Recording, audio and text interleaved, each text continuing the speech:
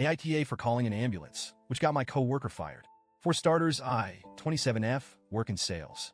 If you've ever been in this field, you know it's not just about selling. It's about winning. Everything is a competition. Who can close the biggest deal? Who can meet their quota the fastest? Who gets the best clients?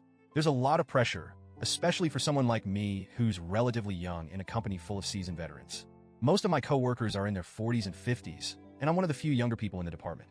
I've been here for a few years, and while I like my job, it's definitely a high-stress environment where every mistake feels magnified. So, this past weekend, the company hosted a mandatory team training event at a hotel.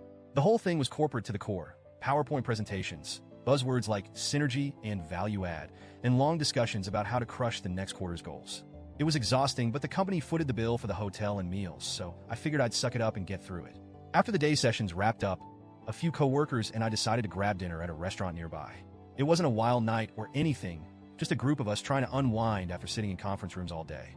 We carpooled to the restaurant, and when we arrived, we saw Deborah, 50s, already at the bar. Now, a little backstory on Deborah. She's been with the company for over 20 years and is good at what she does. Like scary good. She's one of those people who can sell ice to an Eskimo, as the saying goes. She's also fiercely competitive. Deborah isn't unkind, but she's definitely intimidating, especially to someone like me who's still trying to prove herself.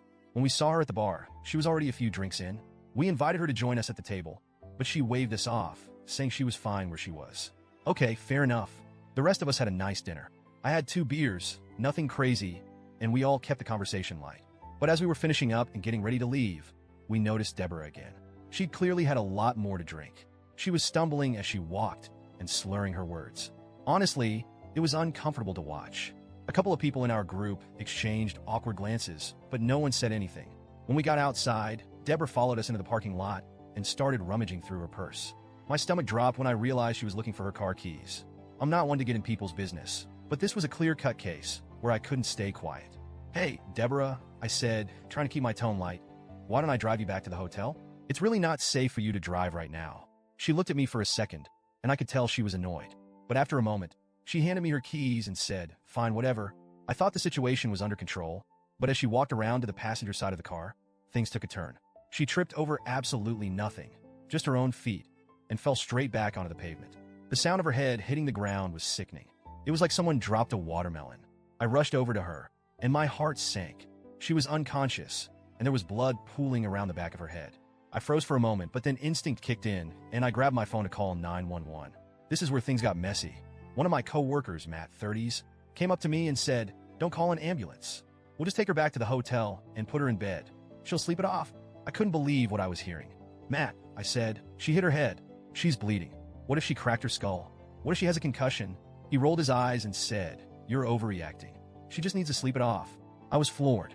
I couldn't believe he was willing to gamble with someone's life like that just to avoid a little inconvenience.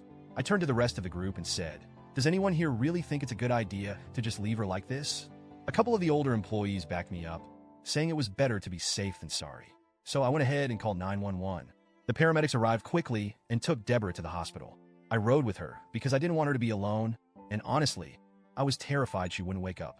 The whole ride there, I kept thinking, what if she dies? What if I'm too late? Thankfully, she survived.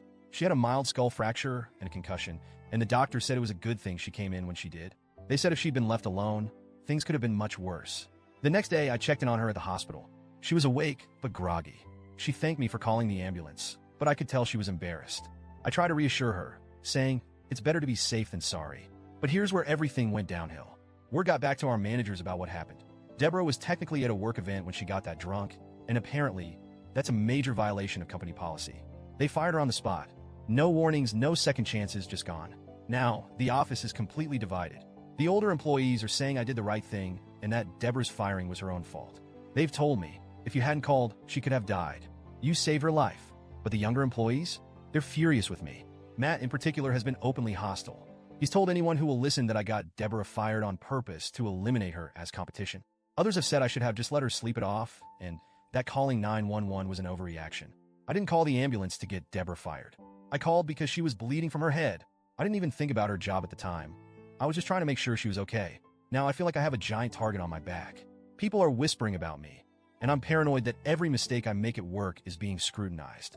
I know I did the right thing in the moment, but the backlash has been brutal. So, Reddit, AITA for calling an ambulance and ultimately getting Deborah fired?